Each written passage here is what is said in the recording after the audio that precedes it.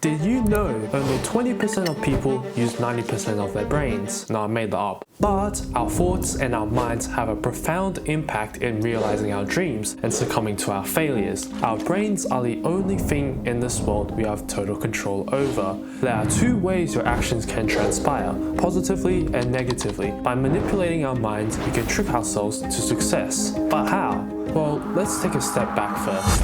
In 2015, a study conducted analyzed the effects of self-efficacy on performance with university staff. The researchers found that it had a noticeable impact on how participants performed in their activity. Self-efficacy is the ability to which a person is confident in exerting total control over their motivation, behavior, and environment, meaning that by improving your belief in yourself, it improves your ability to perform. But it's not just the study that supports this statement. This one over here found that self-efficacy created a positive impact when the reward was high. From this, we can insinuate that there is a very real relationship between our mind and our actions. I mean, take a look at your life. Your biggest achievements as a person, did they come easily or was it a byproduct of your hard work? Chances are it was the latter. Hard work builds confidence, and confidence leads to success. Now, you could go and say, I achieved success due to the knowledge I absorbed, and that's definitely not incorrect. But the internal mental shift that you acquire through this hard work is a key contributor to your success.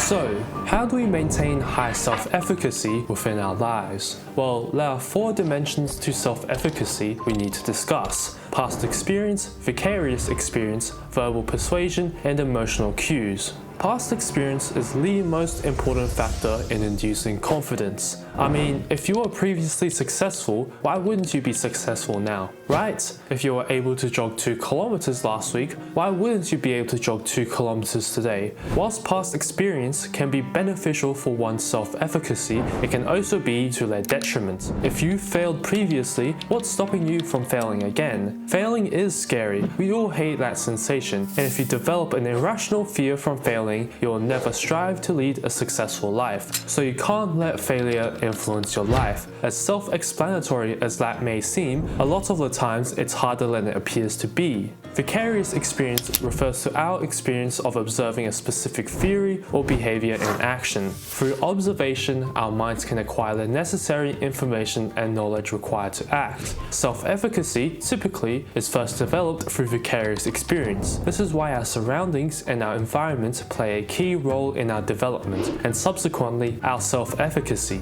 This is why not only do you have to be perceptive, but you also have to recognize whether what you're observing is objectively beneficial to your growth. Verbal persuasion, otherwise known as encouragement, can be experienced through your friends, family, or even yourself. Being told you've got this or other similar lines of encouragement boosts motivation and subsequently self-efficacy. However, being encouraged in this way is only effective if the motivator is credible. I mean, if you've got a basketball competition coming up and some frail homeless man tells you, "You're going to win," it really doesn't do much to you since he's not exactly credible or can back up what he says. As well, on the flip side, if you're told, "You can't do this," or "You're going to fail," chances are it's not going to do wonders to your confidence. Like I said previously, none of us likes failure. But on the bright side, you don't actually need anyone to reap the benefits of verbal persuasion. Verbal persuasion is at its most powerful when you are the one encouraging yourself. When you're sitting on the ledge between failing and succeeding, this internal verbal persuasion is enough fuel to push you in the right direction.